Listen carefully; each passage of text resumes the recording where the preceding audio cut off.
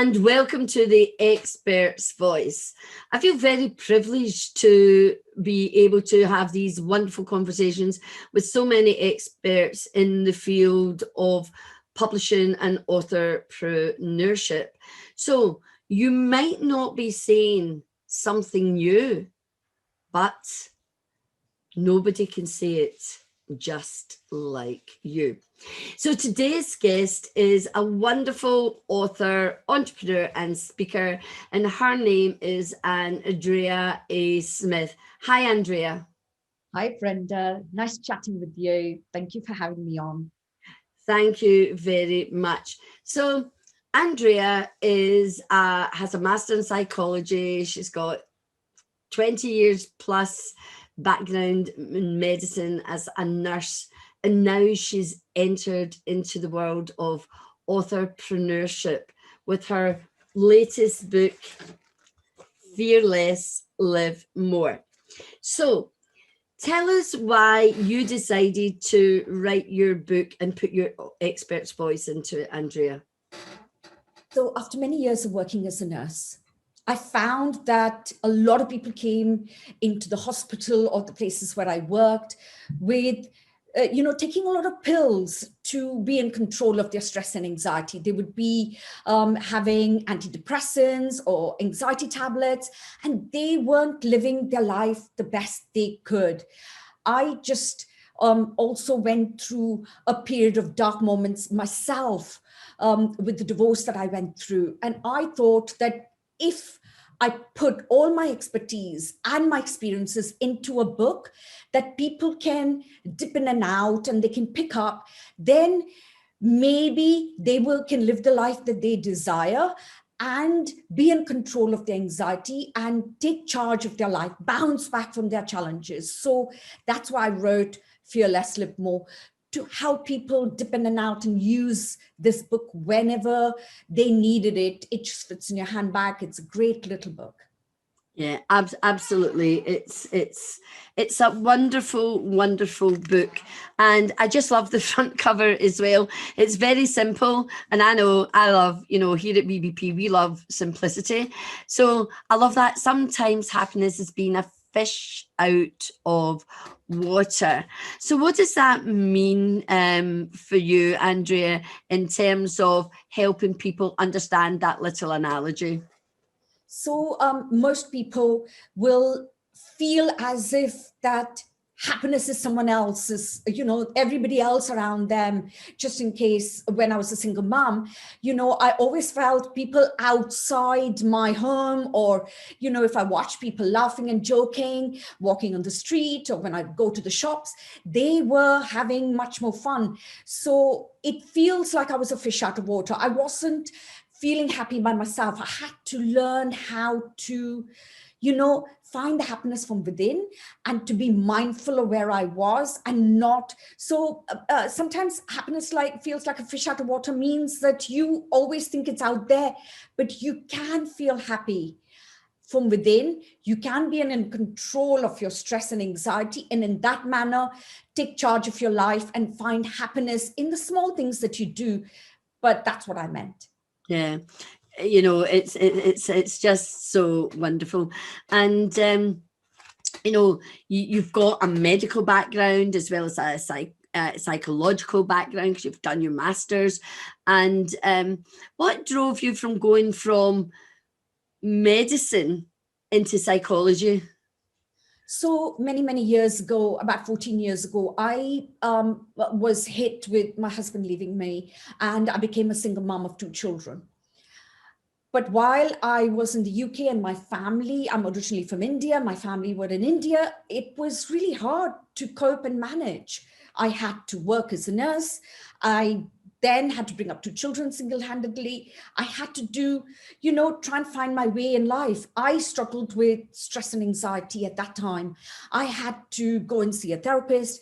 I had to find my way out of it. And I thought, when I was seeing a therapist and when I was there, I just felt that I could do this. I know what people go through. So I went and studied, I did NLP masters, I did my cognitive behavior therapy, I did a degree in clinical hypnosis.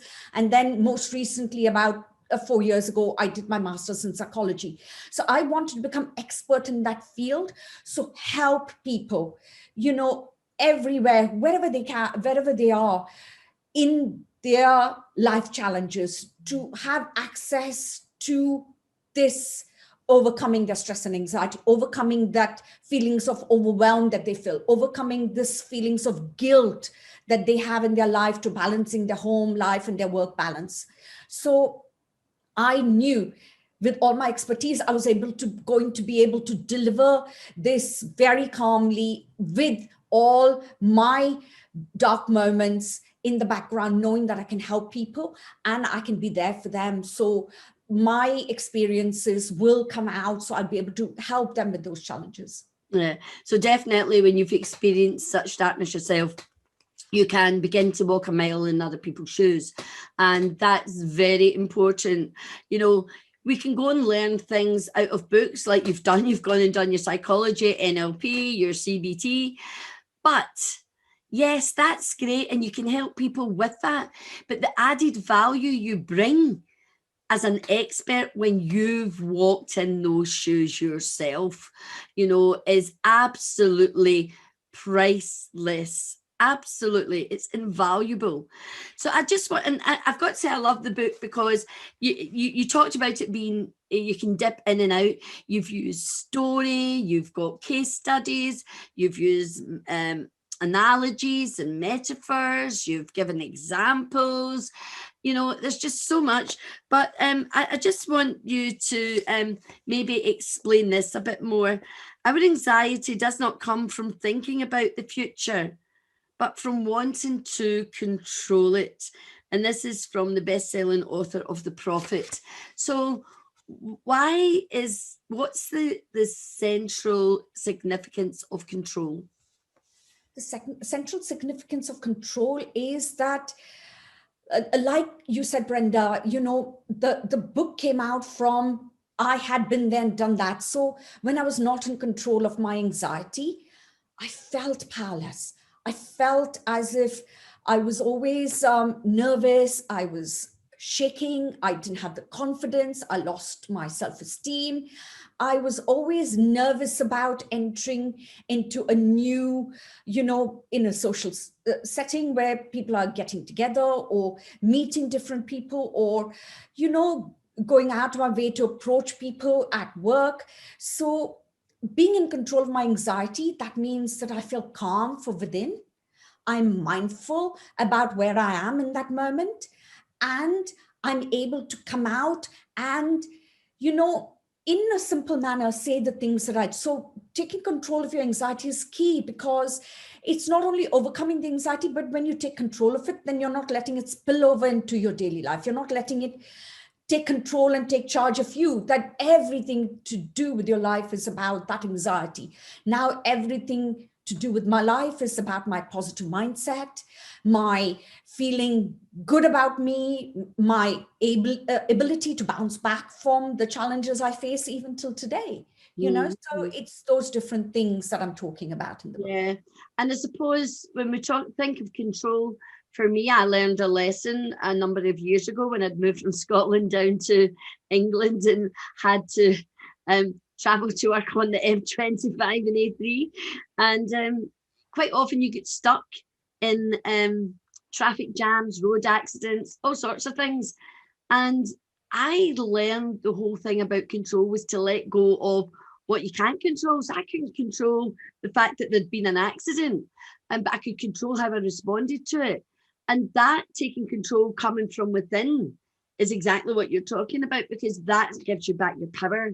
And, you can't do anything about something that's outside of your control. So when we learn to accept that, that is what's key. The other thing I like about what you use in the book, and again, going back to what I said at the top of this conversation about, we might not say anything new, but it's how we say it as individuals that makes it unique. So I know throughout your book, you ask the reader to look at, the 1 to 10, always looking at what do you feel now. Then you ask them to take action, and then you ask them how they feel after that. Why did you feel the need to put that throughout the book? Because when people ask themselves those relevant questions, they're able to know where they are and become aware where they are in that moment. And where they are in that moment is key to then knowing what they can do different. And my key message throughout the book has always been that you can build your resilience towards lots of challenges that will come your way. And while you're writing that 1 to 10, and just say, suppose you were in 2 and you felt, then you recognize what your triggers are, what is making you unhappy, what is creating those negative mind chatter, what is creating those negative thoughts and behaviors.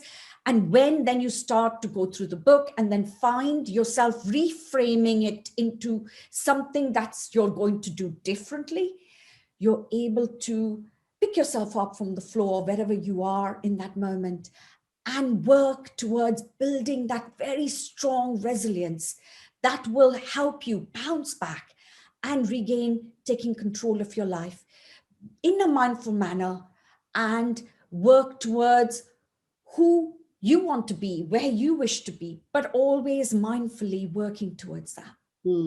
Yeah. You see, so we all know, I was a teacher, and as a teacher, when I was working one-to-one with some children, would say, how are you feeling now on a scale of 1 to 10? So it is a tool that is widely used, but again, it's how you do it that makes the difference. So the concepts themselves aren't always unique, but you yourself are unique. And how you put that into your work, that's what's unique. And that's what we need to remember. And that's why we choose to work with some people and not with other people. So it's about that authenticity. And obviously, with all your experience and all your training, you're definitely an authentic expertise. So let's just look at one other aspect that's in the book. And it's chapter 4. It's all about mind chatter, and I love this topic. And you say, to whom are you listening? Do you want to expand on that a bit more? Sometimes when you get sucked into that negative mind chatter, you're always listening to what that voice in your head is going round and round and saying to you. It's also, negative mind chatter is a futuristic way of assuming that that negative thing is going to occur. So what I mean by that is, don't get stuck in that. Be present in the now. Be here. So throughout the book, I always also give you a story of my story of how I was, thinking negatively, or how I got sucked into that negative mind chatter, how that impacted my life. But then I also give you a little case study of somebody who is changed that negative mind chatter, how she's changed it to not let yourself get sucked into that negative way of thinking or that futuristic way of thinking, but be present, be here in the now, and doing something different, like reframing those thoughts and those behaviors that suit your needs and your well-being for your mental health and your life, really. So what happens when people stay stuck in the negative mind chatter? How does that manifest? It'll either manifest in like a physical condition. They might have struggle with their heart might have problems, or they might have some tummy problems. IBS is irritable bowel syndrome, is huge, where people struggle with this anxiety and the negative mind chatter, and then their tummy starts to give problems and they're unable to do a lot of things they would have done. But being positive, you were able to stop listening to the negative mind chatter and do the positive things. So, by not doing the things that you used to do, and by changing into like a positive mindset, being more resilient with yourself and not letting that negative mind chatter that lead to physical problems or mental health problems, or you might get depressed if you let yourself think negatively for a long, long period of time. So you will now can start to think positively and start to do something fun that you'd like to do. Yeah, and then that leads to a positive thought, and those positive thoughts then multiply and they lead us to positive action, and that is what creates the change. Let's just finish on this one last point. I think it's chapter 8. It's dealing with overwhelm, and right now, let's bring this conversation round to the time that we're living in. And right now we're living in a pandemic. It's, it's global. Millions of people are losing their life, and people are beginning to feel overwhelmed by it all. I know I am. And just because you know all this information and you might be an expert in your mindset, it doesn't mean you do not feel. Absolutely. The difference for people like us, Andrea, is we can make a choice and we can choose. Yes, we'll feel it, but then we can choose a different thought. But I do love this, and this can help with overwhelm. And I would like you to explain it. Don't let the entire staircase overwhelm you. Just focus on that first step, or we could even say one step. Would you like to expand on that? So I woke up this morning. It's a Sunday here, and in the news was all talking about how the new vaccine might not have such a huge impact on the new strain, or maybe it's very overwhelming. You're sat there and you're stunned. You're assuming that a 5-ish million people have been vaccinated, our lives can return back to normal, and then assuming and hearing on the news that it might not return back to normal is really scary and overwhelming. So the way the book explains and the way I explain it is that just think about today. We woke up to beautiful snow outside. I went for a lovely walk. I said hello at a distance to a few people. Everybody was smiling. My son is about to go sledging. It's so positive. Let's think about that first step. Today is a good day, even though I feel that sense like everybody else does, that overwhelm. But I took a positive step by going for a walk. I had a lovely lunch with my son. Now he'll go sledging. I'll go and watch him. It's positive. I'm doing the thing. So that's that first step today that I've taken to make today a memorable, wonderful day. And that's all I'm thinking about, not far into the future where, the pandemic has impacted all of our lives, but how, imagining it impacting even more of my life. I don't know what's going to happen in the future. So I'm in the here and now and just looking for today and having fun for today. And you're right. It is about living in the now. It's about being mindful of the moment that you've got, because that's all we've got. The past is gone and it's past, and the future's not here yet. And so therefore, we've heard it before. Let's stay in the present, because that's where the gift is. And that's where the gift of joy and happiness is. Not in tomorrow, but in the moment that we've got right here and right now. And you know what, Andrea, thank you so much for coming. So, how can people get a hold of your book, Feel Less, Live More? It is full of wonderful tips. And look what I've opened it at, Andrea's Learning Alerts. I love these. These at the end of every single chapter, giving people at least 5, 6, 7 little pointers that they can do easily on a daily basis for each of the topics that you've covered in the book. So where can they find it? So the book is available on my website, www.andreasmith.com. It's also, if you're outside the UK, it's also available on Amazon, on Kindle, and in the very, very near future, it's going to be available on audio as well. So you can find it in loads of places, in the most high street bookstores like W.H. Smith's and Waterstones and Goodreads. You can find it in most places. But in the UK, if you wish to, please get in touch with me at www.andreasmith.com and I can send you one. and a personal note with it as well. Oh, yeah. And am I right in thinking that if they get it from you direct from your website, that they get something free? They get a free fillable, downloadable workbook that comes with the book. And also then they can have access to me and they can give me, I can book them in for a 30-minute, like a consultation where they can have a chat with me itself as well. Yeah. Well, Andrea, thank you so much. It's been an absolute privilege having you here today. Thoroughly enjoyed it. So wherever you are in the world, whatever time of day you're watching, this has been Brenda Dempsey from Book Brilliance Publishing, talking to some of the experts. And today, Andrea A. Smith, our expert's voice today in the expert's seat. So thank you, Andrea.